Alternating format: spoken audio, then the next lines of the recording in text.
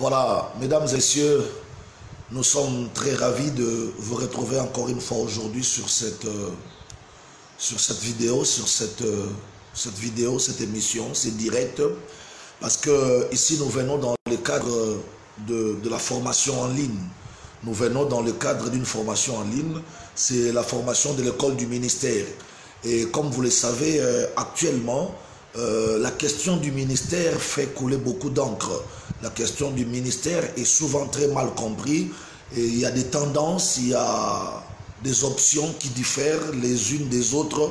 Et nous avons pensé dans le cadre de la formation, dans le cadre du renforcement des capacités des ministres de Dieu et des serviteurs de Dieu, revenir sur ces plateaux pour qu'ensemble nous puissions voir comment essayer d'éclairer la question du ministère, comment essayer d'apporter une lumière, bien sûr, sur base de la parole de Dieu, sur les choses qui concernent les ministères. Aujourd'hui, cette question du ministère tire beaucoup, ou prête beaucoup de confusion. Cette question du ministère amène beaucoup de confusion. Il y a beaucoup de contradictions sur ces sujets. Chacun pense à sa manière, chacun agit ou réagit à sa manière. Mais nous voulons aujourd'hui, n'est-ce pas, par la grâce de Dieu, au moyen de cette formation en ligne, essayer, n'est-ce pas, d'apporter un éclairage sur les choses du ministère. Et donc, vous allez régulièrement, chaque lundi, chaque mercredi, chaque vendredi, les avant-midi, à 9h30, nous suivre pour une formation en ligne sur la question du ministère. Et vous savez que quand il s'agit du ministère, donc là nous sous-entendons les ministres de Dieu, les serviteurs de Dieu, les apôtres, prophètes, pasteurs, évangélistes et docteurs. Mais il y a aussi des gens qui ne sont pas encore des pasteurs, mais qui aspirent à servir Dieu, qui cherchent à servir Dieu. Alors pour ce faire, nous voulons ouvrir ces cadres. C'est vraiment un cadre que nous venons d'ouvrir aujourd'hui pour discuter, n'est-ce pas, sur les questions du ministère, sur les ministères, sur comment faire le ministère, sur les techniques du ministère et que sais-je encore. Donc, vous serez régulièrement informés, vous serez régulièrement connectés pour suivre cette formation en ligne. Et là, je voudrais déjà encourager les amis serviteurs de Dieu. Vous savez, c'est pas toujours mauvais de temps en temps de revenir revoir les choses qu'on connaît déjà, d'entendre encore les choses qu'on a déjà entendues, et pourquoi pas, n'est-ce pas, de chercher à fouiller, à creuser, pour chercher à connaître des choses qu'on n'a jamais connues. C'est de manière simple, de manière très humble que nous voulons apporter quelque chose, n'est-ce pas, à la connaissance des serviteurs de Dieu et de tous les aspirants serviteurs de Dieu. Donc, tenez-vous bien, pendant ces moments de confinement, nous allons démarrer aujourd'hui, chaque lundi, chaque mercredi, chaque vendredi, nous aurons des moments de formation en ligne comme ça sur la question du ministère. Alors, vous savez, nous commençons déjà aujourd'hui. Ce que vous suivez, la vidéo que vous suivez maintenant, vous aurez également le soin de suivre cette même vidéo sur notre compte YouTube. Donc, nous passons là sur notre compte Facebook d'abord. Question de sensibiliser le plus grand nombre de serviteurs de Dieu. Nous sommes là aujourd'hui sur notre compte Facebook. Question d'informer un grand nombre de personnes qui s'intéressent, n'est-ce pas, à la chose du ministère. Et cette vidéo, chaque fois que vous suivrez cette vidéo sur ces comptes, nous aurons nous également le soin de transférer cette vidéo ou cette émission, si vous voulez, de transférer cette formation sur notre compte YouTube. Alors notre compte YouTube sera le Bishop Désiré Bansenga. C'est là-bas que vous irez revoir, n'est-ce pas, ces interventions sur les ministères. Donc, tout ce que nous mettrons sur ces comptes Facebook par rapport au ministère seront transférés dans notre compte YouTube Bishop Désiré Bansenga. C'est question de vous aider à avoir une série, n'est-ce pas, des enseignements sur les ministères. Alors, cette série des enseignements sera archivée dans notre compte YouTube. De temps en temps, vous pouvez répartir sur YouTube pour voir la chose, suivre la chose examiner, étudier la chose sur la question du ministère. Alors, nous voulons déjà commencer aujourd'hui, mais puisque nous parlons sur les ministères, parce que nous sommes en train de parler d'abord sur les ministères, nous aurons plusieurs modules. Le module qu'on va commencer à utiliser aujourd'hui est intitulé « L'ossature d'un ministère puissant ». Ça, c'est le premier module qu'on va utiliser dans notre formation en ligne. Le premier module est intitulé « L'ossature d'un ministère puissant ». L'ossature, c'est un squelette, ok? L'ossature, autrement dit, c'est une charpente. Voyez-vous, alors quand nous disons l'ossature d'un ministère puissant, nous voulons tout simplement dire que pour faire un ministère fort, pour faire un ministère puissant, pour faire un ministère efficace, il faut respecter, comment je dirais, il faut respecter son ossature, il faut respecter sa charpente, il faut respecter le squelette d'un bon ministère pour que celui-ci soit puissant. Alors, quand nous voulons parler de l'ossature d'un ministère puissant ou quand nous voulons parler du squelette d'un ministère puissant, nous voulons vous parler des tenants et des aboutissants. En fait, nous voulons vous parler des choses qui feront la force d'un ministère qui peut réussir. Parce que faire le ministère, c'est une bonne chose, mais savoir comment le faire, c'est une autre chose. Et nous ici, nous allons nous attarder sur des questions qui vont nous aider à comprendre comment peut-on faire un bon ministère, comment peut-on faire un ministère qui est appelé à réussir et à aller loin. C'est comme ça que notre premier module dans cette formation en ligne est intitulé « L'ossature d'un ministère puissant » ou si vous voulez, le squelette d'un ministère puissant. Alors, on ne saura pas bien parler sur les ministères si nous ne prenons pas notre passage mythique sur Éphésiens. Éphésiens chapitre 4, Éphésiens chapitre 4, le verset 11, c'est là où nous allons prendre notre passage sur les ministères. La Bible dit dans Éphésiens chapitre 4, verset 11, on dit « Et il a donné les uns comme apôtres, les autres comme prophètes, les autres comme évangélistes, les autres comme pasteurs et docteurs. » C'est une formation. J'ai relis, j'ai refait la lecture. C'est vraiment une formation. Éphésiens chapitre 4, le verset 11. La Bible dit « Et il a donné les uns comme apôtres, les autres comme prophètes, les autres comme évangélistes, les autres comme pasteurs et docteurs. » Le verset 12, la Bible dit « Pour le perfectionnement des saints, en vue de l'œuvre du ministère et de l'édification du corps du Christ. » Voyez-vous, on dit qu'il a donné les uns comme apôtres, comme prophètes, les autres comme évangélistes, les autres comme pasteurs et docteurs, pour le perfectionnement des saints en vue de l'œuvre du ministère et de l'édification du corps du Christ. Ici, nous voyons comment l'apôtre Paul est en train de parler aux Éphésiens. L'apôtre Paul montre aux Éphésiens que le Seigneur, notre Dieu, le Seigneur Jésus-Christ, il a fait des dons, n'est-ce pas? Il a fait des dons à l'Église. Il a donné aux uns comme apôtres, les autres comme prophètes, les autres comme évangélistes, les autres comme les pasteurs et les docteurs. Donc là déjà, nous comprenons que le Seigneur est en train de nous montrer les 5 ministères qu'il a donnés comme don à l'Église. Les 5 ministères qu'il a donnés comme don à l'Église. Là, il parle du premier don, il parle des apôtres, et puis ensuite il parle de prophètes, et puis ensuite il parle des évangélistes, et puis ensuite il parle des pasteurs et des docteurs. Et ça, c'est déjà la première chose à retenir. Donc, le Seigneur a 5 ministères qu'il a donnés à l'Église. 5 ministères, on peut aussi l'appeler ministère de la parole et de la prière. Ça s'appelle ministère de la parole et de la prière. Il y en a 5.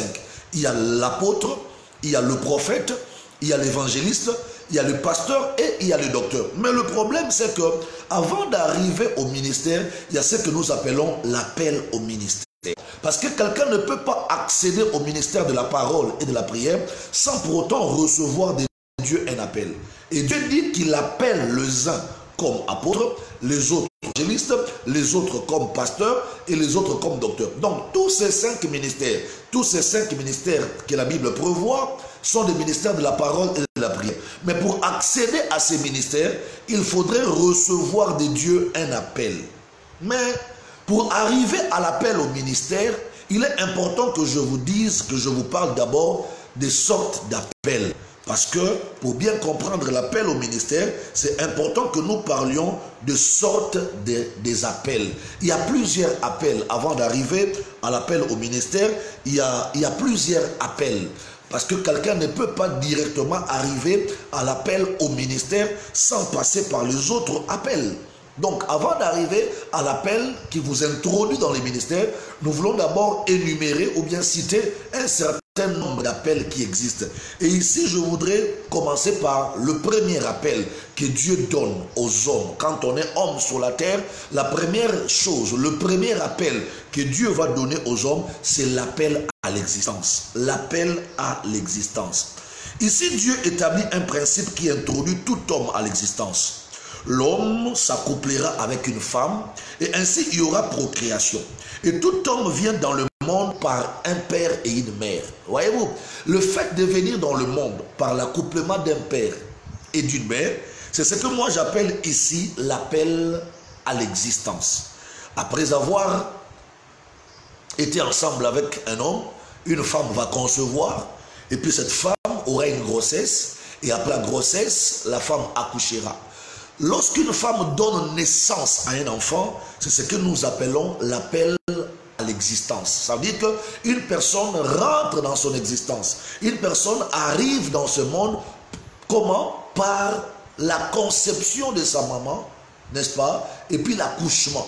La maman a conçu et la maman a accouché. Je vais vous donner un passage de la Bible qui va vous montrer comment arrive l'appel à l'existence.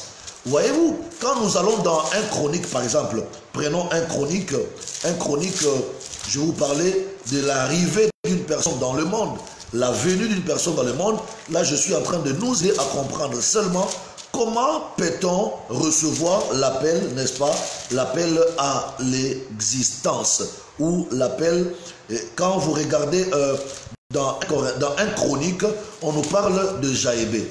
La Bible nous dit que Jaébé était un garçon que sa maman avait beaucoup considéré, mais sa maman l'a conçu dans la souffrance et sa maman l'a accouché dans la douleur, n'est-ce pas?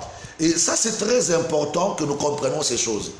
Quand vous comprenez que l'appel à l'existence, c'est d'abord l'appel à la naissance. C'est-à-dire que quand quelqu'un arrive à exister, c'est parce qu'il est né, c'est parce que son père et sa maman se sont accouplés et les deux ont donné naissance à l'enfant. Et là, c'est très important. C'est très important de comprendre ces choses. Le premier appel, ça commence là d'abord. L'appel à l'existence. Le deuxième appel, n'est-ce pas? Le deuxième appel après l'existence, c'est l'appel au salut. Quand j'ai parlé de l'appel à l'existence, je vous ai montré que l'appel à l'existence, c'est quand une femme et un homme s'accouplent et la femme arrive à concevoir et quand la femme conçoit, elle accouche. Voyez-vous, par la conception de cet enfant que la femme a fait, un enfant arrive à rentrer dans l'existence dans le monde. Ça, c'est le premier appel. Le deuxième appel, c'est l'appel au salut. L'appel au salut, c'est très important aussi, l'appel au salut, parce que une personne, après avoir existé dans le monde, il y a ce que nous appelons maintenant le deuxième appel, l'appel au salut. Et l'appel au salut, c'est un appel très important parce que Dieu ici est en train de t'appeler à être sauvé, à rencontrer, n'est-ce pas, ton salut et à rencontrer le Seigneur Jésus-Christ. Et ici, il y a un passage de la Bible dans Jean chapitre 1er. Jean chapitre 1er, nous allons voir comment l'appel au salut intervient. Jean chapitre 1, nous verrons comment la Bible nous parle de l'appel au salut. Dans Jean 1, n'est-ce pas, au verset, Jean chapitre 1er, le verset 11. Je prends même le verset 12. Jean chapitre 1, le verset 12. La Bible dit, mais à tous ceux qui l'ont reçu, à ceux qui croient en son nom, elle a donné le pouvoir de devenir enfants de Dieu, lesquels sont nés, non du sang, ni de la volonté de la chair, ni de la volonté de l'homme, mais de Dieu. Je reprends. Et il est venu chez les siens, et les siens ne l'ont point reçu. Le verset 12, on dit, mais à tous ceux qui l'ont reçu, À ceux qui croient en son nom, elle a donné le pouvoir de devenir enfants de Dieu, lesquels sont nés non du sang, ni de la volonté de la chair, ni de la volonté de l'homme, mais de la volonté de Dieu. Ici, la Bible nous montre comment quelqu'un peut arriver au salut. On ne peut pas arriver au salut sans avoir été appelé par Dieu. Et c'est Dieu qui appelle quelqu'un au salut. Comme j'ai parlé de l'appel à l'existence. C'est Dieu qui appelle un homme à l'existence. C'est Dieu qui appelle un homme à l'existence. Et c'est ce même Dieu-là qui t'appelle au salut. Parce que tu existes déjà, maintenant il t'appelle au salut. Et dans l'appel au salut, on nous dit que à tous ceux qui ont cru en elle, voyez-vous, à tous ceux qui ont cru à la parole de Dieu, le Seigneur leur a donné le pouvoir de devenir enfants de Dieu. On devient enfant de Dieu quand le Seigneur te donne ce pouvoir. Et on dit, on est devenu enfant de Dieu. On n'est plus né selon la volonté de l'homme. On n'est plus né selon le sang. Mais là, nous sommes nés selon Dieu. Nous sommes nés dans la volonté de Dieu. Nous sommes nés de Dieu. Et ça, c'est le deuxième appel que nous appelons l'appel au salut. C'est un appel très important. Et le troisième appel, après l'appel au salut, c'est maintenant l'appel, n'est-ce pas, que nous appelons l'appel au ministère. Et ça, c'est très important. L'appel au ministère. J'ai parlé du premier appel, l'appel à l'existence, où nous voyons un homme qui vient de naître, parce que sa maman l'a conçu, il a accouché, comme on nous dit dans Bible, dans un chronique. Dans un chronique, on nous a montré comment Jaïbé était conçu par sa maman, et sa maman l'a accouché. On voit que Jaïbé est rentré en existence. C'est un appel à l'existence. Après l'appel à l'existence, nous avons maintenant l'appel au salut, où la Bible nous parle que à tous ceux qui ont reçu la parole de Dieu, tous ceux qui ont cru à la parole de Dieu, ils sont devenus, n'est-ce pas, des enfants de Dieu, qui sont nés non plus selon la volonté du sang, non plus selon la volonté des hommes, mais ils sont maintenant nés selon la volonté de Dieu. Ça, c'est le deuxième appel, l'appel au salut. C'est-à-dire qu'on devient sauvé, on devient enfant de Dieu parce que on est né de nouveau. Ça, c'est un appel au salut. Et arriver au salut, devenir un enfant de Dieu, c'est quelque chose que Dieu appelle. Dieu appelle qui il veut pour devenir son enfant. Ce n'est jamais un hasard de devenir un enfant de Dieu, mais c'est toujours un appel. C'est Dieu qui appelle quelqu'un à devenir son fils. C'est Dieu qui appelle un homme à devenir son fils. C'est-à-dire que c'est un appel. Dieu accorde l'appel au salut, n'est-ce pas, à qui il veut. Et par rapport à l'appel au salut, il faut savoir que chacun de nous a un temps du salut. C'est comme ça qu'il faut comprendre que tout le monde ne sera pas sauvé le même jour. Tout le monde ne connaîtra pas le Seigneur le même jour. Chacun de nous a son jour de salut. Chacun de nous a le jour où il va rencontrer le Seigneur. Et parlant de l'appel au salut, ici, il est important que je vous dise une chose, qu'il y a des gens que Dieu appelle au salut par des circonstances. Quelqu'un peut tomber malade, Dieu permet une maladie dans ta vie pour t'appeler au salut. Il y a ceux-là que Dieu peut appeler au salut parce qu'ils se sont retrouvés dans une situation de travail. D'autres peuvent arriver au salut tout simplement parce qu'il a écouté la parole de Dieu et la parole de Dieu a interpellé son cœur. Bref, Dieu a 1001 moyens d'appeler chacun de nous au salut. Et vous remarquerez, tous ceux-là qui sont appelés au salut ou tous ceux qui sont devenus enfants de Dieu, chacun a un témoignage. Chacun te dira la manière dont Dieu l'a appelé au salut. La manière dont Dieu a appelé X n'est pas la manière que Dieu a appelé Y. La manière dont Dieu a appelé ton frère ne sera pas la manière dont tu vas appeler ta soeur. Donc chacun de nous a une façon de rencontrer Dieu.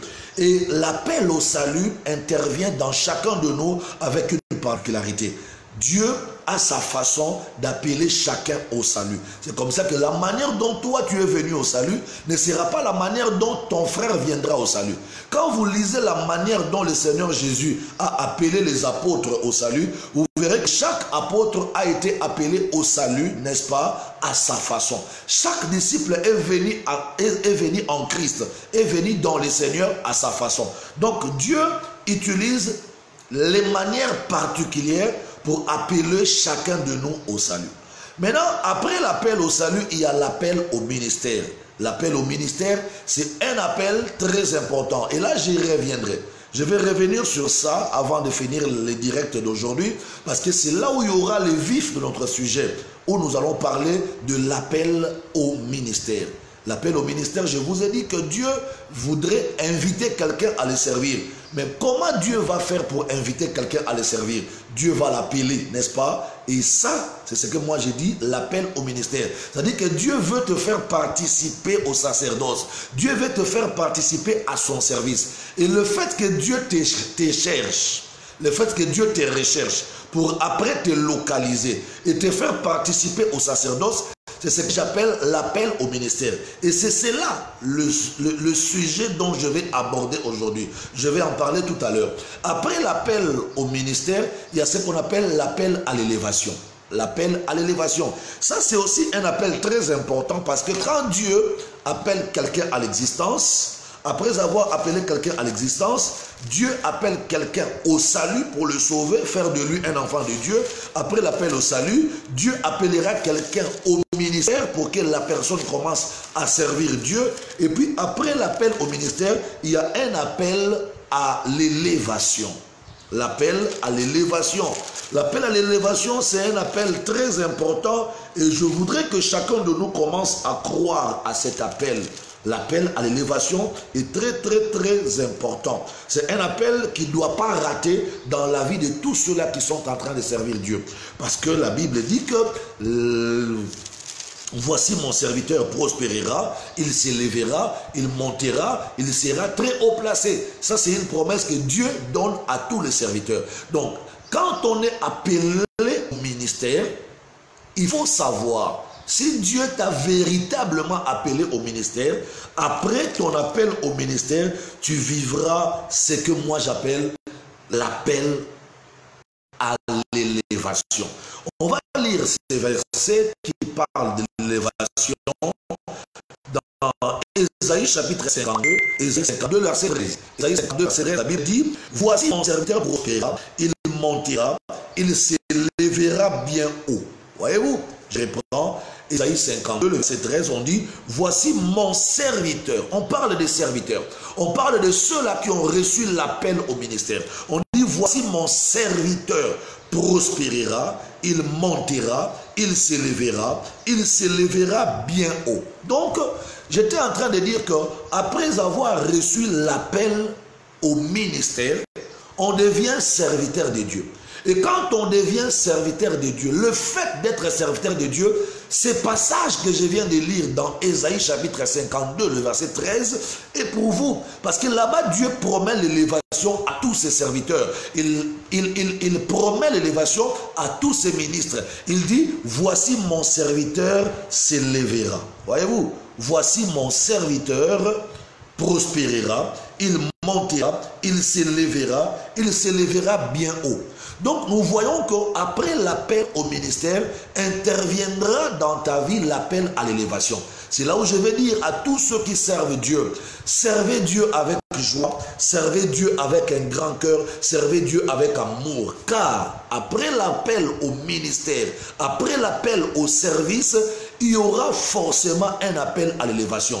Dieu a promis, Dieu a prévu d'élever tous ceux-là qu'il a appelés à son service. Parce que le verset dit, voici mon serviteur prospérera. On dit, voici mon serviteur. Ça dit que pour que la prospérité, l'élévation, dont la Bible promet dans Ésaïe chapitre 52, intervienne dans votre vie, vous devrez d'abord avoir les statuts des serviteurs. C'est pourquoi la Bible dit, voici mon serviteur prospérera. Donc, je répète, il y a l'appel à l'existence. Tu viens de naître et là, après avoir été appelé à l'existence, il y a l'appel au salut. Après l'appel au salut, il y a l'appel au ministère. Après l'appel au ministère, il y a l'appel à l'élévation. Et puis après l'appel à l'élévation, parce que quand Dieu t'appelle au ministère, après il doit t'élever. Il a promis d'élever tous ceux qui vont le servir. Il a promis d'élever, de faire monter tous ceux qui vont faire le ministère. Mais après avoir été élevé, il y a un dernier appel, un cinquième appel, c'est l'appel à l'au-delà. Ça, c'est aussi un appel très important, l'appel à l'au-delà. Et là, pour l'appel à l'au-delà, je voudrais vous demander ou vous exhorter ou vous supplier de voir la Bible dans Apocalypse au chapitre 14. Apocalypse chapitre 14, le verset 13. Nous allons voir comment le Seigneur est en train de nous montrer l'appel à l'au-delà. L'appel à l'au-delà, si vous voulez, l'appel à la mort, parce que nous serons tous appelés à la mort. Dans Apocalypse 14, le verset 13, voici comment la Bible parle. La Bible déclare, « Et j'ai entendu du ciel une voix qui disait, écris, heureux dès à présent les morts qui meurent dans les seigneurs. » Je reprends, Apocalypse 14, 13, « Et j'ai entendu du ciel une voix qui disait, écris, heureux dès en présent les morts qui meurent dans les seigneurs. Oui, dit l'Esprit, afin qu'ils se reposent de leurs travaux, car leurs œuvres le suivent. » Voyez-vous, ça c'est un verset biblique qui nous parle du dernier appel, l'appel à l'au-delà ou l'appel à la mort. Nous sommes tous, ou nous finirons tous par répondre à l'appel à la mort. Et là-bas, la Bible déclare, heureux le mort dans les seigneurs, heureux dès à présent le mort dans les seigneurs. Ou si vous voulez, heureux dès à présent le mort qui ont servi Dieu, car leurs travaux les précéderont, leurs œuvres le suivent. Et ça, c'est très important de comprendre ces 5 appels. Le premier appel, je parlais de l'appel à l'existence. Je vous ai dit que l'appel à l'existence, c'est le fait de naître. Quand Dieu permet que vous naissiez, quand Dieu permet que vous veniez dans ce monde, c'est l'appel à l'existence. On a vu ça dans 1 Chronique chapitre 4, le verset 9 à 10. Dans 1 Chronique 4, le verset 9 à 10, on voit comment la Bible parle de la naissance d'un garçon. C'est Jaébé. La Bible déclare que la maman de Jaébé a conçu Jaébé dans la douleur et l'a enfanté dans la souffrance. Donc on nous parle d'un homme qui est venu dans le monde. Un homme qui a été conçu dans les ventres de sa maman et qui a été enfanté par sa maman. Ça s'appelle l'appel à l'existence. Il est venu dans le monde. Mais après la naissance, ça ne s'arrête pas là. Après la naissance, il y a le deuxième appel que j'appelle l'appel au salut. Je suis en train de répéter ces choses parce que ce n'est pas une prédication, c'est une formation, c'est un enseignement. Après l'appel à l'existence, il y a l'appel au salut. L'appel au salut, c'est dans Jean chapitre 1, le verset 12 à 13, où la Bible dit, à tous ceux qui l'ont reçu, à tous ceux qui ont cru en son nom, il leur a donné le pouvoir de devenir enfants de Dieu, lesquels sont nés, non pas de la volonté du sang, ni de l'homme, mais de la volonté de Dieu. Ici, on voit quelqu'un que Dieu est en train d'appeler à devenir enfant de Dieu. Devenir enfant de Dieu, c'est un appel. Dieu ne donne pas ça à n'importe qui. L'apôtre Paul est en train de dire qu'il y a des personnes qui sont nées, mais qui iront en enfer. Parce que Dieu les a prédestinés à l'enfer. Donc, devenir enfant de Dieu, c'est un appel. Ce n'est pas tout le monde que Dieu peut appeler à devenir son enfant. Donc ça, c'est le deuxième appel, l'appel au salut, l'appel à devenir enfant de Dieu. Et le troisième appel, c'est l'appel au service. Quand on devient enfant de Dieu, il faut maintenant servir Dieu. Et c'est là où je vais revenir tout à l'heure, dans Ephésiens chapitre 4, le verset 11 jusqu'à 13. Je parlerai de ça, l'appel au ministère, parce que c'est ça le sujet d'aujourd'hui. Après l'appel au ministère, je parlais de l'appel à l'élévation, où la Bible nous montre dans Ésaïe chapitre 52, le verset 13, que mon serviteur, voici mon serviteur prospérera. Il s'élèvera, il montera, il sera bien haut placé. Dieu promet la prospérité, Dieu promet l'élévation, Dieu promet la montée à tous ceux qui sont serviteurs. Donc, après avoir été appelé au service de Dieu, tu dois servir Dieu avec joie, avec patience, parce qu'il y a une promesse d'élévation qui est réservée pour toi. Dieu finit par t'appeler à l'élévation. Ou Dieu finira par t'appeler à l'élévation quand tu deviens son serviteur. Et le dernier appel, j'ai parlé, c'est l'appel à l'au-delà ou l'appel à la mort. Nous serons tous appelés à la mort. Et ici, c'est très important de dire à quelqu'un, vous savez, après avoir été né, après avoir été appelé au salut, après avoir été appelé au service de Dieu, après avoir été élevé ou été appelé à l'élévation, Le dernier appel qui t'attend, c'est l'appel à la mort. Nous allons tous mourir. Personne ne restera éternel sur cette terre. Nous quitterons un jour cette terre, nous mourrons. Et il y a un avantage de mourir. L'apôtre Paul dit que la mort est un gain pour moi. Pourquoi l'apôtre dit que la mort est un gain pour lui? Parce qu'après la mort, il y a une récompense pour ceux-là qui ont reçu ces 5 appels. Si tu as reçu l'appel à l'existence, tu es né, tu as reçu l'appel au salut, tu es devenu enfant de Dieu, tu as reçu l'appel au ministère, tu es devenu serviteur de Dieu, tu as reçu l'appel à l'élévation, à la grandeur.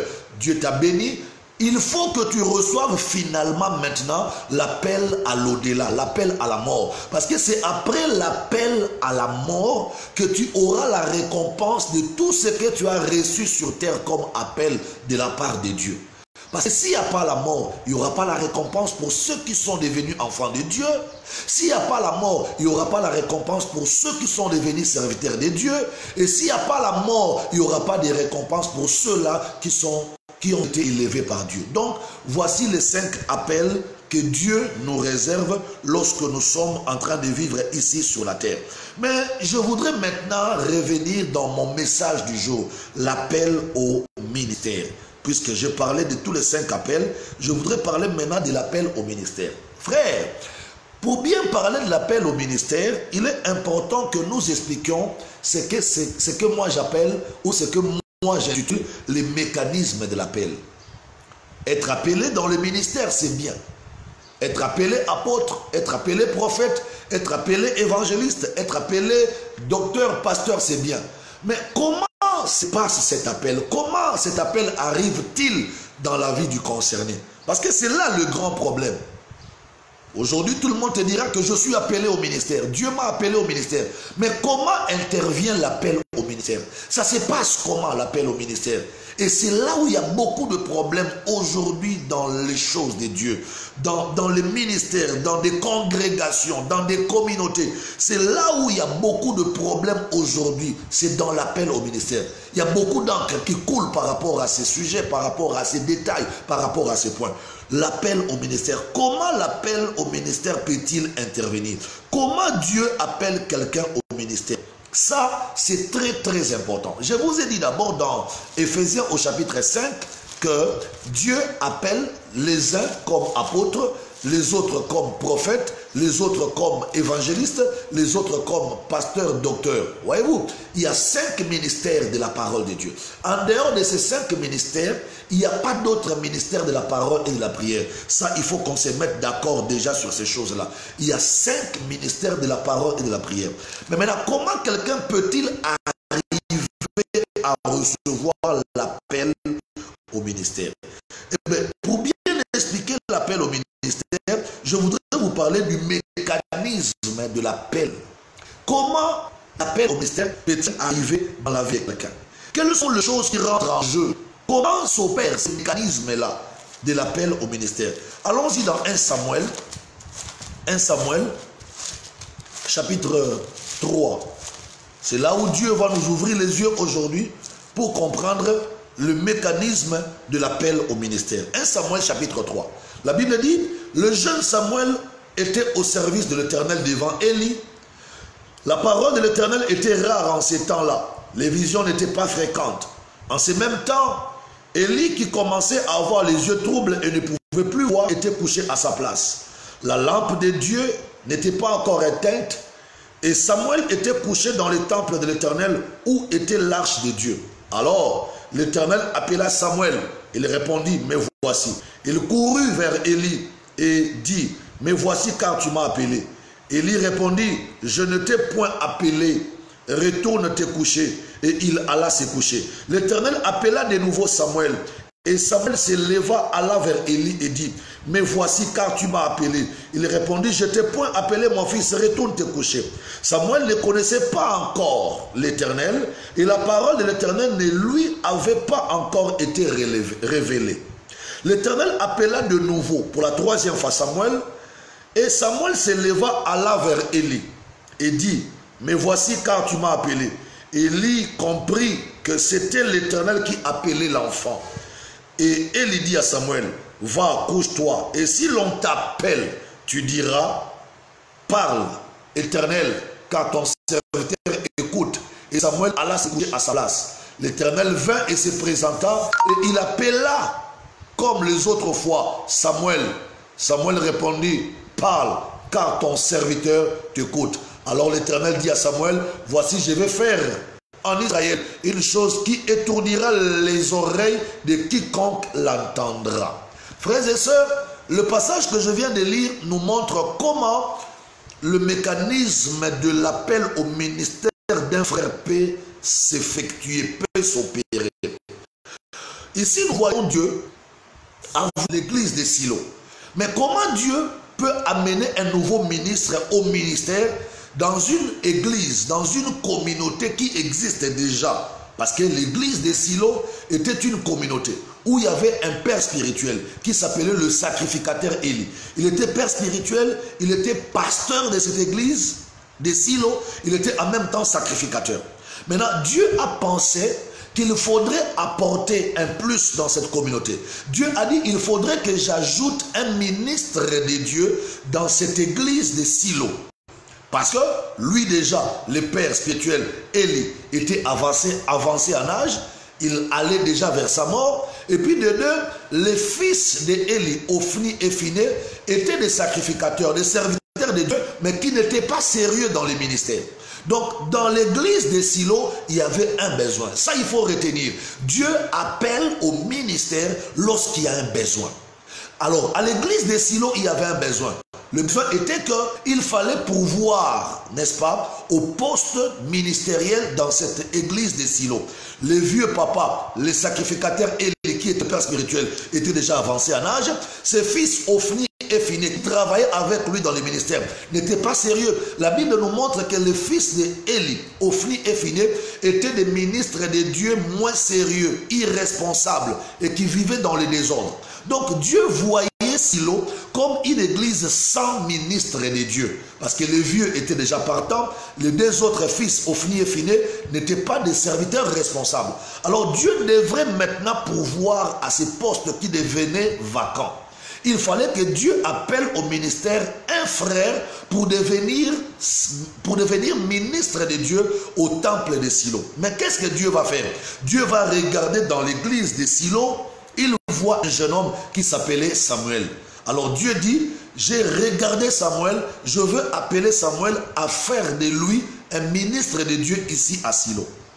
Mais le Seigneur a commencé à voir comment je veux appeler Samuel, comment je veux faire entrer Samuel, n'est-ce pas, dans les ministères, dans une église où il y a déjà un père spirituel, où il y a déjà d'autres ministres de Dieu. Comment je vais faire pour que les pères spirituels et les autres ministres qui sont dans cette communauté comprennent que je suis en train d'appeler un nouveau ministre dans le ministère, dans le sacerdoce.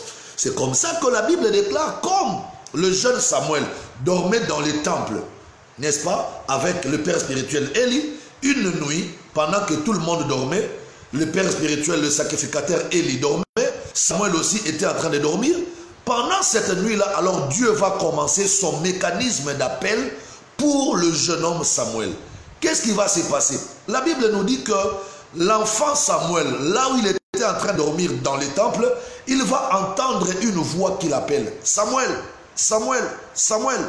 Mais la voix que Samuel était en train d'entendre, appela son nom, était la voix du père spirituel Élie. C'est comme ça que Samuel va se réveiller et sans tarder, il court vers le sacrificateur Élie pour dire, papa, je suis là, tu m'as appelé? Et le vieux Élie va dire à Samuel, attends mon fils, moi je ne t'ai pas appelé, retourne, va te coucher à ta place, je ne t'ai pas appelé, laisse-moi me reposer. Samuel rentre dormir parce que le père lui a dit que ce n'est pas moi qui t'ai appelé. La deuxième fois, la même nuit encore, Samuel entend encore la même voix qui l'appelle. Samuel, Samuel. Samuel se réveille. Il dit, mais la voix que je viens d'entendre là, c'est la voix du papa. La voix. Il courut encore vers le sacrificateur Élie pour lui dire, papa, tu m'as appelé. Et le vieux Élie va lui dire, je ne t'ai pas appelé, rentre à ta place, va te coucher. La Bible dit que ça faisait 2 fois que le jeune Samuel entendait la voix de papa Élie l'appeler. Mais quand il repartait chez le papa Élie pour dire papa me voici, le vieux ne reconnaissait pas l'avoir appelé. Le vieux disait c'est pas moi qui t'ai appelé, va te coucher. Et l'enfant était embrouillé. C'est normal qu'il soit embrouillé parce que la Bible dit jusque-là, la Bible dit que jusque-là, l'enfant Samuel ne connaissait pas encore l'Éternel. Donc il était un serviteur de Dieu en formation dans les temples, il était en herbe dans l'église, dans la congrégation. C'est comme ça que la troisième fois, une voix, la même voix l'appelle encore. Samuel, Samuel. Et Samuel se lève et dit, attends, c'est la troisième fois que j'entends la voix de papa, du sacrificateur Élie. Je vais encore repartir chez lui. La Bible déclare que quand Samuel va arriver chez le vieux Élie, le vieux lui dit, je ne t'ai point appelé, rentre, va dormir. Et lui-même le vieux, quand il renvoie le jeune Samuel pour la troisième fois, le vieux Élie va commencer à comprendre qu'il y a quelque chose qui est en train de se préparer, qui est en train d'arriver dans la vie de cet enfant Samuel.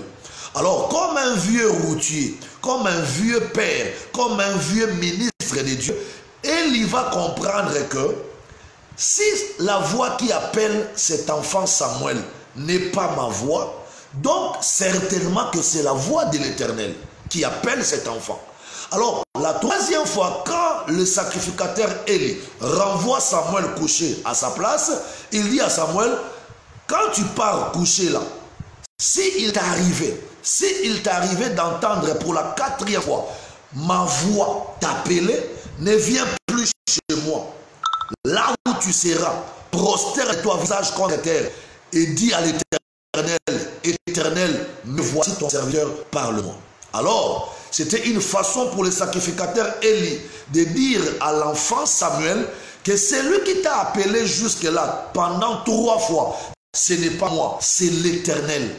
Mais il a utilisé ma voix pour t'appeler. Donc, s'il t'arrivait pour la 4e fois d'écouter cette voix t'appeler, ne viens plus chez moi, petit. Va te prosterner visage contre terre et tu vas dire à l'Éternel, me voici Père éternel, parle-moi. Et la chose se produisit comme le vieux Élie avait dit. La 4e fois, l'enfant Samuel était couché à sa place. Pendant la même nuit, l'enfant va écouter la voix qui l'appelle encore. Samuel, Samuel, Samuel. Et quand l'enfant se réveille, l'enfant se rend compte que la voix qui vient de m'appeler, c'est toujours la voix de papa Élie. Mais il se rappelle aussi de la parole d'Élie. Parce que Élie lui avait dit, ce n'est pas moi qui t'appelle, rassure-toi. Si la même voix te rappelle encore pour la 4e fois, présente-toi devant Dieu, dis à Dieu, me voici, parle-moi. Et c'est ce que l'enfant a fait. L'enfant va écouter la 4e fois la voix l'appeler Samuel, Samuel, Samuel. Il va se lever et va se prosterner devant Dieu face contre terre. Il dit, Éternel, me voici ton serviteur, parle-moi. Et quand Samuel va dire ces choses, Dieu va répondre à Samuel. Il dit, Samuel, aujourd'hui, je viens t'appeler, je viens te choisir, parce que moi, je vais faire ici en Israël, ici à Silo, dans ce temple de Silo, je vais faire quelque chose qui étourdira le monde, quelque chose qui étonnera les gens. Je vais le faire ici à l'église de Silo. En fait, Dieu est en train de vouloir faire comprendre à Samuel que je suis venu t'appeler pour t'utiliser, pour t'amener au sacerdoce, pour faire de toi un ministre à temps plein dans mon œuvre. Mais je suis en train de parler du mécanisme de l'appel. La plus grande question qu'on doit se poser dans le mécanisme de l'appel, c'est que pourquoi Dieu a utilisé la voix du Père spirituel au lieu d'utiliser sa propre voix. Attends, Dieu a peur de qui pour emprunter la voix de Élie et d'appeler l'enfant Samuel? Est-ce que Dieu ne pouvait-il pas utiliser sa propre voix de Dieu et appeler Samuel?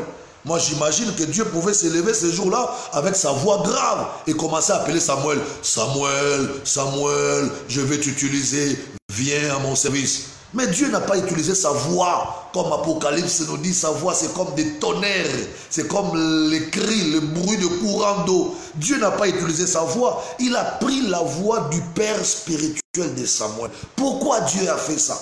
Pourquoi Dieu n'a pas utilisé la voix de quelqu'un d'autre? Pourquoi Dieu n'a pas utilisé la voix d'un père spirituel d'une autre communauté? Pourquoi Dieu n'a pas utilisé la voix d'un père spirituel d'un autre temple? Dieu a utilisé seulement la voix du père spirituel de Samuel. Dieu a utilisé la voix du conducteur spirituel de l'église où Samuel était en train, n'est-ce pas, de travailler. La première chose, ici je vais dire à quelqu'un que Dieu a pris la voix de Samuel, a pris la voix d'Élie. Dieu a pris la voix d'Élie. Dieu a pris le timbre vocal d'Élie pour appeler Samuel. Premièrement, c'était pour impliquer Élie dans l'appel de Samuel. Parce que Dieu n'est pas un Dieu de désordre. Dieu ne peut pas appeler un fils dans le ministère sans impliquer son père spirituel. Ça, c'est déjà un problème. C'est pourquoi j'ai dit au commencement de cette vidéo d'aujourd'hui qu'il y a beaucoup de problèmes dans l'appel du ministère. Il y a beaucoup de problèmes. Ces problèmes est partout dans des communautés. Pourquoi? Parce que beaucoup des enfants spirituels arrivent au ministère sans que leur père spirituel soit impliqué. Et ça, c'est déjà un danger, c'est un dégât pour les fils et pour l'avenir ministériel de ses fils. Dieu a utilisé la voix d'Élie pour que Samuel reparte chez Élie et dise à Élie que je t'ai entendu m'appeler. Et pendant 3 fois, Samuel a dit à Élie, papa, je t'ai entendu m'appeler. Et puis Élie a compris après la 3e fois que ce n'est pas moi qui appelle l'enfant, mais c'est mon Dieu qui est en train de l'appeler au ministère. Donc Dieu, en utilisant la voix du sacrificateur Élie, c'était une façon pour Dieu, n'est-ce pas, de faire comprendre, d'informer le vieux Élie que dans ta maison, dans ton temple, dans ta communauté, il y a un jeune homme que je suis en train de préparer pour l'élever au ministère, pour l'appeler au ministère. Donc, en utilisant la voix du sacrificateur Élie, Dieu était en train de chercher un moyen pour informer Élie, pour dire à Élie que si cet enfant rentre au ministère, toi tu dois d'abord être au courant. Ça, c'est la première chose. C'est là où je voudrais poser la question à beaucoup de gens. Est-ce que ton appel au ministère, dans le mécanisme de ton appel au ministère, ton père spirituel a été impliqué? Lorsque un enfant arrive au ministère sans l'implication de son père spirituel, il y a déjà un problème. Cet appel a un problème et ce ministère va rencontrer beaucoup de problèmes prochainement, au futur. Et je vous dirai c'est quoi ces problèmes.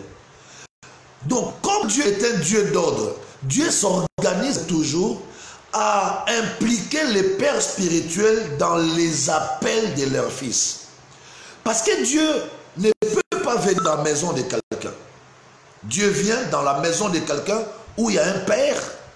Dieu utilise les fils de quelqu'un sans impliquer ou sans passer par le père qu'il a établi dans la maison de quelqu'un. Non. Je prends un exemple. Tu es un parent, tu es un papa, tu es un responsable. Tu as tes enfants chez toi à la maison. Moi, je quitte chez moi, je viens rentrer dans ta maison et je commence à utiliser tes enfants sans t'impliquer, sans te demander la permission. C'est un désordre. Je suis en train de mettre le désordre dans ton foyer, dans ta maison. Et c'est ce que Dieu voulait voir. Dieu était Dieu d'ordre. Il n'a pas voulu amener le désordre dans la maison d'Élie. Parce que le temple de Silo était la maison où Dieu a établi Élie comme père. Donc Dieu, étant le Dieu d'ordre, il ne pouvait pas prendre un enfant spirituel dans le temple de Silo, dans la maison d'Élie, et l'appeler au ministère sans impliquer, sans informer le père de la maison.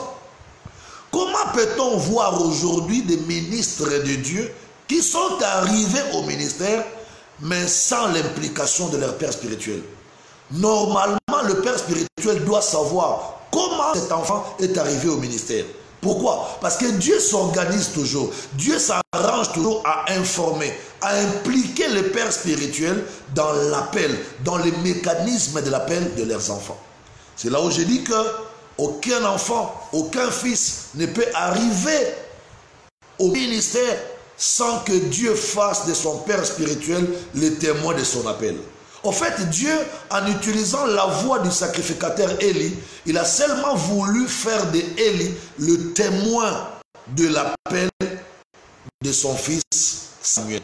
Et ça, c'est très important.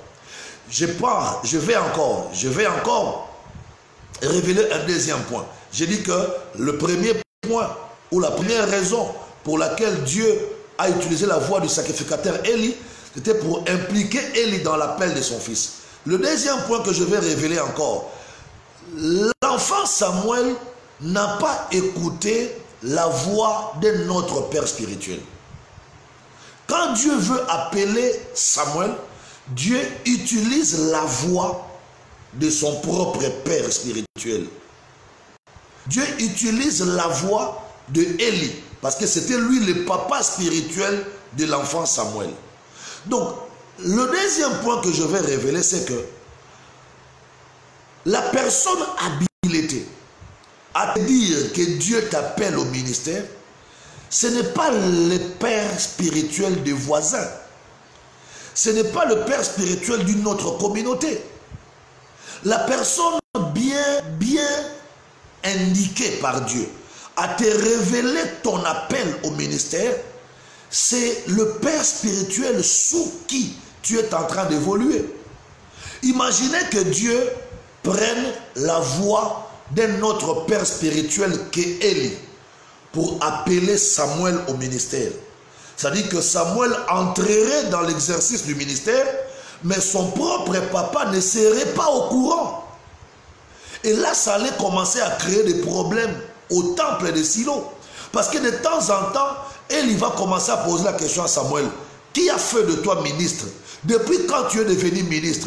Et puis Samuel va commencer à dire, non mais c'est le père spirituel de l'autre temple là qui est à côté. Ça allait être un désordre. Donc Dieu n'a pas pris la voix d'un père spirituel d'un autre temple. Dieu n'a pas pris la voix d'un père spirituel d'une autre communauté pour appeler Samuel au ministère. Dieu a pris la voix du père spirituel de la communauté où Samuel était en train d'évoluer. Les personnes ou la personne bien indiquée, la personne habilitée, n'est-ce pas, à faire parvenir ton appel du ministère auprès de toi, c'est le Père. C'est ton Père spirituel, le Père que Dieu t'a donné, l'homme sous qui tu es en train d'évoluer. Quelqu'un ne peut pas dire que Dieu m'a appelé au ministère par tel pasteur. Un pasteur ou un père qui t'a jamais engendré et qui t'a jamais conduit dans la foi. Ton appel au ministère ne peut venir que par le Père sous qui tu es en train d'évoluer. Parce qu'ici, on a vu Élie dire à Samuel, si tu entends encore la même voix t'appeler, sache que ce n'est pas moi qui t'appelle, mais va, prosterne-toi et tu vas dire à Dieu que, mais voici ton serviteur, parle-moi. Voyez-vous? Donc là-bas, nous comprenons que le Seigneur a utilisé la voix de son propre Père spirituel. Tout autre Père spirituel que le tien n'est pas habilité de te donner le code d'accès à ton ministère. Tout Père spirituel autre que le tien n'est pas habilité de s'impliquer dans ton appel au ministère. Dieu n'implique que ton Père spirituel, Dieu n'implique que le papa sous qui tu es en train d'évoluer dans les choses de Dieu. Et là, c'est très important. Moi, j'appelle ça l'implication du Père spirituel. Lorsque le Père spirituel n'est pas impliqué, lorsque ton Père spirituel, je ne parle pas des autres Pères spirituels, les amis de ton Père spirituel ne sont pas habilités à te donner le code d'accès de ton appel au ministère. Dieu ne va pas impliquer les amis de ton Père spirituel pour t'amener à accéder à ton ministère. Dieu ne va pas impliquer les voisins de ton Père spirituel. Dieu ne va pas utiliser les autres pères spirituels de ta ville pour t'amener au ministère. Dieu ne va pas utiliser les autres pères spirituels de la nation pour t'accéder, pour te faire accéder à ton ministère. Non, celui qui est capable de faire entrer un fils dans le ministère, c'est le père spirituel, c'est le papa sous qui l'enfant est en train d'évoluer. Les amis de ton père spirituel ne sont pas bien indiqués, ne sont pas habilités à t'introduire dans ton ministère. Les autres hommes de Dieu de la ville, de ton pays, de ta nation, ne sont pas habilités de te faire entrer dans les ministères. Celui qui est habilité, le seul homme de Dieu habilité à te révéler le code d'accès pour que tu rentres dans ton ministère, c'est ton père spirituel, celui auprès de qui tu es en train d'évoluer, celui qui t'a reçu, qui t'a formé et qui est en train de te conduire dans les choses de Dieu. C'est celui-là que Dieu va utiliser. C'est celui-là que Dieu va impliquer pour que le mécanisme de ton appel au ministère réussisse. J'étais invité à l'ordination d'un frère. Le frère m'a dit: homme de Dieu, je voudrais que tu viennes prier pour moi lors de mon ordination. Je lui ai posé la question: je vais venir prier pour toi lors de ton ordination. C'est pas mauvais, c'est bien. On ne peut pas refuser la prière à quelqu'un. Mais est-ce que ton père spirituel sera là le jour de ton ordination? Parce que c'est lui qui doit nous autoriser d'imposer la main sur toi. C'est ton père spirituel qui doit témoigner sur toi. C'est lui qui doit nous dire que réellement, véritablement, tu as été appelé par Dieu et eux, ils sont, ou bien lui, il est témoin de ton appel et par conséquent, donc nous, par sa permission, avec son autorisation, nous pouvons venir prier pour toi, t'imposer les mains. Il me répond carrément: homme de Dieu, moi avec mon père spirituel, on s'est séparés très mal, on ne s'entend pas, on ne se parle pas. Moi, j'ai fait ma route à ma façon. Lui aussi, il est resté à sa façon. Donc, moi, je vous appelle parce que vous êtes les hommes de Dieu reconnus dans cette ville. Je voudrais que vous veniez prier pour moi et puis je vais faire mon parcours. Je lui ai dit: papa, je suis désolé, je ne peux pas marcher à l'encontre de la volonté de Dieu en ce qui concerne le ministère. Pour introduire quelqu'un dans le ministère, la personne habilitée, la seule personne habilitée à amener un enfant pour l'introduire dans le ministère, c'est son père spirituel. Même si moi je peux venir prier pour toi, mais il faudrait que ton père spirituel m'autorise, parce que c'est lui qui doit me rassurer que réellement il t'a vu évoluer, il a entendu Dieu t'appeler et il a été impliqué par Dieu pour ton entrée au ministère. Sans cela, je suis dépouillé, je ne peux pas venir, je ne peux pas te poser la main. C'était mal compris ce que j'avais dit. Les frères ne m'avaient pas bien compris, mais je suis resté dans la volonté de Dieu. Je suis resté dans ma position. Parce que je voulais faire comprendre à ces bien-aimés que pour entrer dans les ministères, Dieu doit impliquer ton père spirituel. Si ton père spirituel n'est pas impliqué dans ton entrée dans les ministères, ce ministère aura beaucoup de problèmes. Et même toi, tu auras des sérieux problèmes à la longue. Et ça, c'est très, très, très important. Donc, je vous ai dit que Dieu implique le père spirituel dans l'appel au ministère d'un enfant. Premièrement, parce que Dieu n'est pas un Dieu de désordre. Dieu ne peut pas venir dans la maison de quelqu'un, utiliser son enfant, utiliser l'enfant d'autrui sans que le père soit au courant. Et puis j'ai dit que Dieu n'a pas utilisé la voix de notre père spirituel. Dieu a utilisé la voix du père spirituel du concerné. C'est-à-dire que c'est le père spirituel du concerné qui doit nous ouvrir, n'est-ce pas, la porte, ou bien qui doit ouvrir la porte du ministère à son fils. Alors, ici, je voudrais vous parler des conflits qui naissent parce que le mécanisme de l'appel n'a pas été respecté.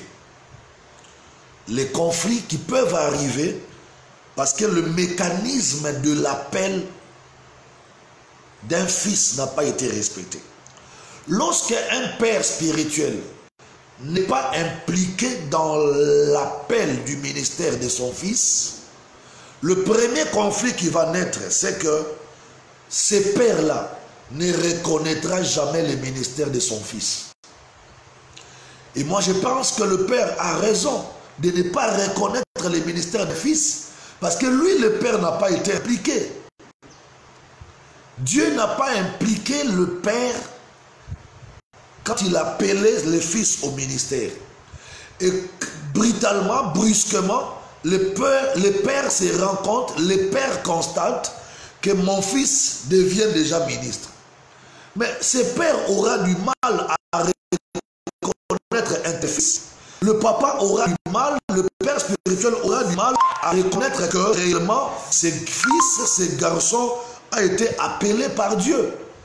Donc, quand ton Père spirituel n'est pas impliqué dans ton appel au ministère, tu ne seras pas reconnu par ton papa. Tu auras un problème de rejet, voilà. On va te rejeter, on te méconnaîtra, on va pas te reconnaître. Le papa ne va pas te reconnaître comme un véritable ministre de Dieu. Et beaucoup de serviteurs de Dieu aujourd'hui souffrent de ce problème. Beaucoup de fils ont des problèmes. Tu es fils de quelqu'un, mais ton père ne reconnaît pas ton ministère. Tu es fils d'une église, tu es fils d'une communauté, mais ta communauté ne reconnaît pas ton ministère. Lorsque ta communauté cite les noms des pasteurs reconnus, lorsque ta communauté cite les noms des ministres reconnus, toi tu n'es pas reconnu dans ta communauté. Pourquoi? Parce que ce n'est pas la communauté qui t'a introduit dans les ministères, ce n'est pas ton père spirituel qui t'a introduit dans les ministères. Tout ça pourquoi? Parce que lorsque tu es arrivé dans les ministères, ton père spirituel n'était pas impliqué et ton église n'était pas impliquée. Et ici, il faut savoir, celui qui implique un père spirituel dans le ministère d'un fils, c'est Dieu qui appelle. Et celui qui implique une communauté, une église, dans le ministère d'un fils, c'est Dieu. On a vu comment Dieu a impliqué Élie dans l'appel de Samuel. On a vu comment Dieu a informé Élie. Et en informant Élie, Dieu a informé toute la communauté de Silo sur l'appel du fils Samuel. Et quand ton appel, quand les pères spirituels que tu as, quand ton église, quand votre communauté ne s'est pas retrouvée impliquée dans votre ministère, dans votre appel au ministère, cette communauté ne va pas vous reconnaître et ce père ne va pas te reconnaître. C'est comme ça qu'il y a beaucoup de problèmes. Vous verrez un fils qui ne s'entend pas avec son père, un fils qui croit que son père ne l'aime pas, un fils qui pense que son papa n'est pas bon, n'est pas gentil, tout simplement parce que le papa ne sait pas à quel moment Dieu a appelé ses fils. Le papa s'est retrouvé surpris que tu es déjà ministre de Dieu. Ton père spirituel se retrouve surpris, tu es devenu déjà pasteur, tu es devenu déjà apôtre. Ta communauté devient surprise. En fait, ta communauté devient, elle est surprise. Ta communauté est surprise de constater que déjà tu es devenu prophète. Et les gens qui ont fait de toi prophète, les gens qui ont fait de toi apôtre, les gens qui ont fait de toi pasteur, ce ne sont pas les gens de ta communauté. Ce n'est même pas ton père spirituel, moins encore les anciens de votre communauté.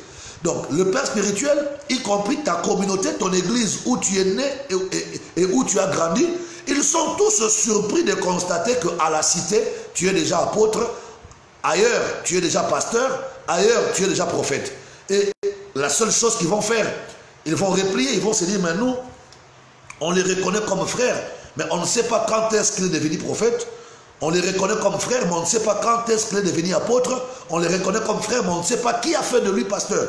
Tout ça, ça va créer des conflits, ça va créer des crises. C'est comme ça, vous verrez, il y a des fils aujourd'hui qui ne s'entendent pas avec leur père spirituel. Pourquoi? Parce qu'il dit que mon père ne reconnaît pas mon ministère. Mais comment ton père va reconnaître ton ministère pendant que Dieu n'a rien dit? Si Dieu n'a rien dit à ton père spirituel par rapport à ton ministère, ton père va les reconnaître comment? Si Dieu n'a pas impliqué ton père spirituel dans ton appel au ministère, comment ton père va reconnaître ton ministère? Si ton église n'a pas été impliquée dans ton appel au ministère, comment ton église va t'appeler pasteur, apôtre, prophète? Et tu peux te résigner, tu peux te fâcher pour commencer à dire non, voilà, on ne m'accepte pas là-bas, mon père ne m'accepte pas, mon pasteur ne m'accepte pas, mon église ne m'accepte pas. Mais attends, on va t'accepter comment? Parce que les gens qui t'ont encadré, qui ont évolué avec toi, les gens qui ont cheminé avec toi, ne savent pas comment tu t'es retrouvé dans les ministères. Quand est-ce que tu as été appelé par Dieu? Qui a prié pour toi? Ton père spirituel ne maîtrise rien. Ton église ne maîtrise rien. Et c'est là où il y a des conflits, c'est là où il y a des problèmes, c'est là où il y a des divisions, des fils qui abandonnent des pères et des pères qui oublient des fils. Pourquoi? Parce que le père n'a pas été impliqué et l'église où tu as évolué n'a pas été impliquée dans ton appel au ministère. Ça, c'est le premier point dans les conflits, c'est-à-dire les désastres qui vont arriver. Mais il y a aussi autre chose. Quand le père n'est pas impliqué, quand le père n'est pas impliqué dans ton ministère, dans ton appel au ministère, ou quand ton église n'est pas impliquée dans ton appel au ministère, il y a aussi l'échec qui va s'en suivre.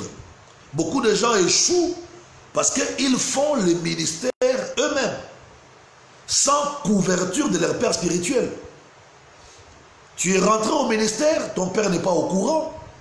Tu es rentré au ministère, ton église où tu es né, où tu as évolué n'est pas au courant. Tu es devenu apôtre, prophète dehors. C'est-à-dire, on a commencé à te reconnaître prophète, apôtre, pasteur dehors. Or, en réalité, c'est à partir de l'intérieur, c'est du dedans qu'on doit commencer à te reconnaître apôtre, pasteur.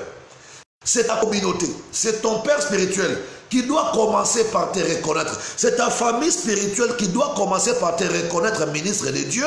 Et puis les effets vont se répandre jusqu'à l'extérieur. Mais le contraire, ce n'est pas bon. Il ne faudrait pas que l'extérieur te reconnaisse ministre de Dieu pendant que l'intérieur, ton église, ta communauté, ton père spirituel ne te reconnaît pas.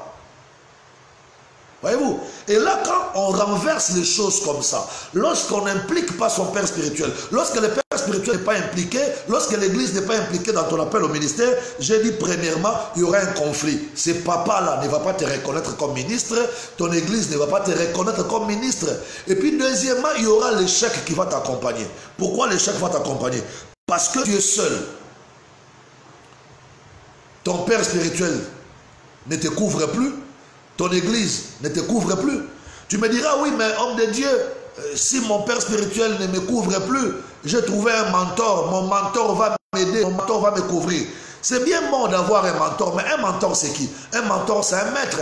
Un mentor donne la connaissance, un maître donne la connaissance. Mais la vie dont ton ministère a besoin, ce n'est pas le mentor qui va donner.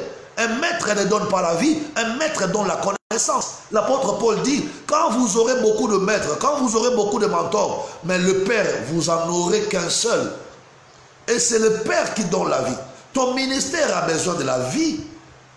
Et la vie que nos ministères ont besoin proviendront de nos pères. C'est le Père qui donne la vie à un ministère. Ce n'est pas un mentor qui donne la vie à un ministère. Le mentor donnera la connaissance. Tu connaîtras beaucoup de principes. Tu connaîtras beaucoup de choses que le mentor t'aura enseigné. Mais la vie qu'on peut recevoir par la bénédiction d'un père, par la couverture d'un père, là tu n'en auras pas. C'est comme ça que vous verrez, il y a des gens qui connaissent beaucoup de principes dans les ministères, mais qui n'émergent pas, qui ne montent pas. Il y a des gens qui ont des principes, qui ont des enseignements, qui ont des connaissances. Il y a des gens qui connaissent beaucoup de principes du ministère. Mais leur ministère ne s'ouvre pas. Leur ministère ne prospère pas, n'avance pas. Pourquoi? Parce qu'ils n'ont pas la bénédiction de leur père spirituel. Ils n'ont pas la vie permanente que le père spirituel peut donner à un fils qui est dans les ministères. Donc, lorsque on n'a pas impliqué son père, ou lorsque le père n'a pas été impliqué dans ton appel au ministère, tu vas te retrouver seul parce que ton père ne va pas te reconnaître, ta communauté ne va pas te reconnaître, tu vas te retrouver seul. Et en te retrouvant seul, tu vas cheminer comme un cavalier solitaire, tu n'auras pas la couverture de ton église, de ta communauté, tu n'auras pas la couverture de ton père spirituel, tu n'auras pas la vie de ton père spirituel et l'échec va t'accompagner. Beaucoup de ministères ont échoué. Beaucoup de gens ont échoué dans les ministères tout simplement parce qu'ils n'ont plus de bonnes relations avec leur père spirituel. Beaucoup de gens ne réussissent pas dans les ministères. Pourquoi? Parce qu'ils n'ont plus de bonnes relations avec leur père spirituel. Parce que la vie qui peut bénir un ministère, c'est la vie qui provient d'un père. Un maître ne donne pas la vie. Un mentor ne donne pas la vie. Tu peux avoir des formations bibliques partout. Tu peux avoir des enseignements par-ci par-là. Tu peux lire des livres, des manuels. Tu peux lire des fascicules. Tu peux suivre des DVD. Tu peux être Ils vont te communiquer la connaissance. Ils vont te donner les principes. Mais pour que ces principes-là fonctionnent bien, tu as besoin de la vie qui proviendra de ton Père spirituel. Parce que la connaissance sans la vie ne va rien faire. La connaissance sans la vie ne va rien t'apporter. Tu peux ramasser la connaissance auprès des mentors. Tu peux prendre la connaissance par-ci, par-là. Mais si ces connaissances que tu es en train d'emmagasiner n'a pas la bénédiction de ton Père spirituel, n'a pas la vie provenant de ton Père spirituel, alors ton ministère va échouer. Et c'est comme ça qu'il y a beaucoup de gens qui échouent dans le ministère. Qui échouent dans le ministère, pourquoi? Parce qu'ils ne profitent pas de la vie de son Père spirituel, ils ne profitent pas de la vie de son Église. Parce que même quand on devient ministre de Dieu, on a toujours un Père spirituel. Ce n'est pas le fait de devenir ministre de Dieu qu'on doit arrêter sa relation de père et fils avec son Père spirituel. Non, on est pasteur, on est apôtre, on est prophète, mais au-dessus de toi, il y a un Père spirituel qui doit t'imposer les mains, qui doit te bénir, qui doit te communiquer la vie. C'est pourquoi la Bible déclare dans 1 Chronique chapitre 7, le verset 14. Dans 1 Chronique chapitre 7, verset 14, la Bible dit: si mon peuple sur qui est invoqué mon nom s'humilie et prie, cherche ma face, je le guérirai, je le bénirai. On dit si mon peuple sur qui est invoqué mon nom. C'est-à-dire que même si je suis apôtre, je dois avoir quelqu'un qui doit invoquer Dieu sur moi. Même si je suis prophète, je dois avoir quelqu'un qui doit invoquer Dieu sur moi. Même si je suis pasteur, je dois avoir quelqu'un qui doit invoquer Dieu sur moi. La personne habilitée, la personne mieux placée à invoquer Dieu sur moi, c'est d'abord mon Père spirituel. C'est d'abord mon Père spirituel, parce que c'est lui qui me donnera la vie. Tout ce que je peux apprendre dans les écoles bibliques, tout ce que je peux apprendre dans des manuels, dans des fascicules, ce sont des connaissances que je suis en train d'acquérir auprès des autres maîtres, auprès des mentors. Mais mon Père, même s'il n'aura pas la connaissance à me donner, même si mon Père n'aura pas de principes à me donner, mais mon Père aura la vie à me donner. Et sa vie est très importante. Quand je vais associer la vie que j'ai reçue de mon Père spirituel avec les principes que j'ai acquis dans les écoles bibliques, alors je ferai un ministère qui va avancer, un ministère qui va prospérer. Il y a un autre danger lorsque le Père spirituel n'est pas aussi impliqué dans ton appel. Un autre danger, c'est quoi? C'est le déshonneur. Tu ne seras pas honoré. Le déshonneur va t'accompagner. Pourquoi? Parce que toi, quand tu es devenu ministre de Dieu, ton Père spirituel n'était pas impliqué. Ta congrégation, ta communauté n'était pas impliquée. Tu me diras, mais homme de Dieu, comment ce déshonneur va arriver? Voilà comment le déshonneur va arriver. Vous savez que lorsqu'on est ministre de Dieu et qu'on veut devenir père des autres personnes, voyez-vous, mais que tes propres enfants ne voient pas ton père, c'est déjà un déshonneur. Tu deviens papa, mais le grand-père de tes enfants n'est jamais venu te rendre visite. C'est un déshonneur. C'est un déshonneur grave. Tu deviens papa, mais ton père n'a jamais témoigné en bien sur toi. C'est un déshonneur. Voyez-vous? En fait, la personne habilitée à honorer un ministre de Dieu devant les gens, c'est d'abord son Père spirituel. Et quand ton Père n'est pas impliqué dans ton appel au ministère, ce Père-là n'aura pas la possibilité de te témoigner. Il n'aura pas la possibilité, n'est-ce pas, de t'honorer devant les gens. Tu n'auras pas les honneurs. Parce que ce sont des pères qui témoignent sur les fils. L'apôtre Paul est en train de témoigner sur Timothée. Quand vous lisez Timothée, 2 Timothée chapitre 2, on va écouter ce que Paul est en train de parler à Timothée. Paul, c'est le père de Timothée. Timothée devient pasteur. Mais écoutez les paroles d'honneur que Paul donne à Timothée.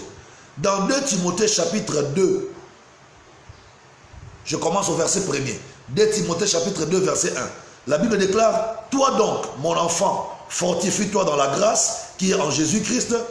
Et ce que tu as entendu de moi en présence de beaucoup de témoins, confie-les à des hommes fidèles qui soient capables de l'enseigner aussi aux autres. Donc Paul reconnaît que Timothée, c'est son enfant. Voyez-vous, c'est un honneur quand ton père spirituel et ton église s'élèvent pour dire au monde que celui-là, c'est notre enfant. Il n'est pas devenu pasteur par hasard, il n'est pas arrivé là par des moyens obscurs, mais il est devenu ministre, pasteur de Dieu, parce que nous, les pères, nous les reconnaissons. Et c'est comme ça que Paul est en train de dire à Timothée, mon enfant Timothée, fortifie-toi dans la grâce de Dieu. Et ce que tu as entendu de moi, confie-le aussi aux autres. Sois capable de le confier aux autres qui à leur tour seront aussi capables de le confier aux autres personnes. Donc on sent ici que les déshonneurs vont se rattacher dans les ministères ou au ministère de celui qui n'a pas impliqué son pasteur dans l'appel du ministère. Frères et sœurs, c'est très important ce que je suis en train de dire. Il faudrait que dans le mécanisme de l'appel au ministère, pour que tu rentres dans le ministère, il faut que ton père spirituel soit impliqué, comme le père de Samuel, qui s'appelait le sacrificateur Élie, était impliqué. Et celui qui avait impliqué Élie dans l'appel de Samuel, c'était Dieu. Dieu a fait que Élie soit au courant. Dieu a fait que l'église où Samuel priait soit au courant. Mais quand ton père n'est pas au courant, quand ton église où tu évolues n'est pas au courant de ton appel au ministère, comment ce père va te reconnaître ministre de Dieu? Comment ce père va t'honorer? Et comment ce père va t'accompagner dans le parcours de ton ministère? Et c'est là où le problème a commencé dans beaucoup de ministères. Aujourd'hui, il y a beaucoup de fils qui ne cheminent plus avec leur père. Beaucoup de fils ne sont plus en contact avec leur père spirituel. Beaucoup de fils ne reçoivent pas la vie provenant de leur père spirituel, tout simplement parce que le conflit a commencé quand tu rentrais dans ton appel au ministère. Tu t'es retrouvé déjà dans le ministère avec un titre d'apôtre, de prophète, de pasteur, de docteur, mais le père n'était pas impliqué, ton église n'était pas impliquée. Alors, comme nous sommes dans une formation en ligne, tu me poseras la question maintenant, qu'est-ce que je dois faire? Puisque mon père spirituel n'était pas impliqué, puisque mon église n'était pas impliquée, qu'est-ce que je dois maintenant faire pour réparer ces conflits qui me créent aujourd'hui des échecs, qui me créent des déshonneurs, qui me créent la solitude? Qu'est-ce que je dois faire? La seule chose à faire aujourd'hui, c'est quoi? C'est de prendre ton téléphone, prendre un rendez-vous avec ton père spirituel. Appelle ton père spirituel, dis-lui, papa, je vais prendre un rendez-vous, je veux te rencontrer. Répare chez ton père, va les rencontrer, pose-lui les problèmes, reconnais que tu n'as pas pris le soin de l'associer, de l'impliquer dans ton appel au ministère. Reconnais devant lui que tu l'as placé à l'écart, tu l'as éloigné quand tu voulais rentrer dans ton ministère. Et puis attends de lui les choses que tu devras faire. Il va te dire ce que tu dois faire. Voilà, c'est comme ça que tu peux réparer. Il va te dire un certain nombre de choses et tu vas apprécier ce qu'il va te dire. Tu pourras nous rappeler pour prendre contact avec nous. On va discuter, on va enrichir, on va te conseiller, on va t'orienter pour que finalement tu arrives à décrocher une nouvelle fois une bonne relation et une bonne communion ministérielle avec ton père spirituel. Voilà, aujourd'hui je vais m'arrêter par ici. C'est une formation, je ne vais pas beaucoup parler, sinon je risque de vous bourrer. J'ai parlé sur l'appel au ministère. J'ai parlé de 5 types d'appels. L'appel à l'existence, l'appel au salut, l'appel au ministère, l'appel à l'élévation et l'appel à l'au-delà. Et j'ai expliqué l'appel au ministère parce que c'était ça le sujet d'aujourd'hui. Je vous ai montré comment Dieu a utilisé la voix du sacrificateur Élie uniquement pour informer Élie et que Élie sache que dans sa maison, il y a un fils que Dieu est en train d'appeler au ministère. Et nous avons vu que c'est un grand avantage que ton père spirituel ainsi que ton église soient informés de ton appel au ministère. Parce que si c'est le contraire, tu auras des problèmes. Quand ton père n'est pas impliqué et que toi tu deviens ministre de Dieu, quand ton père n'est pas impliqué et que toi tu deviens ministre de Dieu, ton père ne reconnaîtra pas ton ministère, ton église ne reconnaîtra pas ton ministère, tu vas échouer parce que tu n'auras pas la vie que le père peut te donner et puis tu ne seras pas honoré, tu seras toujours déshonoré. Tu seras comme un homme qui fait le ministère, mais jamais tes fils dans la foi ont vu ton père sur ton podium. C'est un déshonneur. Quand tes fils spirituels n'ont jamais vu ton papa spirituel venir prêcher sur ton podium, c'est une honte.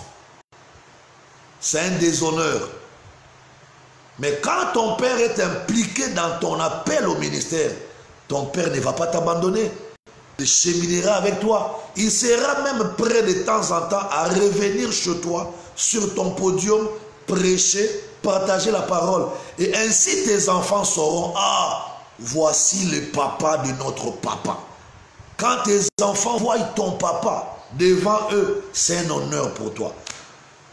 Mesdames et messieurs, excellents serviteurs de Dieu et servantes de Dieu, pour aujourd'hui, on va s'arrêter par là. Je vous ai dit que c'est direct. Cette vidéo sera directement transférée sur notre compte YouTube, Bishop Désiré Bansenga. Suivez cette vidéo sur YouTube. Suivez ça de temps en temps. Assimilez cette matière qu'on vient de partager, parce qu'aujourd'hui, c'était la première matière. Mercredi encore, à 9h30, nous serons ici sur le même compte pour vous envoyer encore la matière. Chaque lundi, chaque mercredi, chaque vendredi, à 9h30, nous serons en direct pour que nous partageons les choses sur les ministères. Le premier module que nous sommes en train d'étudier est intitulé « L'ossature d'un ministère puissant ». Et le premier titre que j'ai traité aujourd'hui, c'est l'appel au ministère. Si vous voulez avoir cette matière, envoyez-nous votre mail. Écrivez-nous, envoyez-nous votre mail. Prenez mon mail déjà. Mon mail est intitulé, ou mon mail c'est desirebansenga@gmail.com. Mon mail c'est desirebansenga@gmail.com. Ou bien si tu veux, toi tu m'écris ton mail. Écris-moi ton mail dans les commentaires. Écris-moi ton mail dans les commentaires. Moi, je vais te renvoyer le cours par ton mail tout de suite. Après le direct, je t'envoie le cours tout de suite. Tu m'envoies ton mail ici, dans les commentaires. Tu me dis ton nom, tu mets ton mail. Moi, je te renvoie le cours gratuitement, tout de suite. C'est un fascicule sur l'ossature d'un ministère puissant. Comme ça, mercredi, quand on sera en direct, tu vas suivre le cours et tu auras ton fascicule en main. Tu vas télécharger et tu vas imprimer. Si cette intervention d'aujourd'hui vous a fait du bien, ne manquez pas de nous encourager par vos messages. Écrivez quelque chose. Et s'il y a aussi des suggestions, écrivez-nous, donnez-nous vos suggestions. Nous allons essayer d'améliorer. Parce que c'est aujourd'hui qu'on vient de commencer cette formation en ligne à votre intention. Alors dites-nous quelles sont les choses qu'on doit améliorer. Écrivez-nous. Nous allons enrichir cette formation en ligne et vous serez bénis. Il y a beaucoup de cours. Ça, c'est seulement le premier cours. Mais nous aurons beaucoup de cours. Jusqu'à la fin de ce confinement, en tout cas, vous ne manquerez pas la matière suffisante pour renforcer vos capacités ministérielles. Alors, je vous dis merci et que Dieu vous bénisse. Bye bye.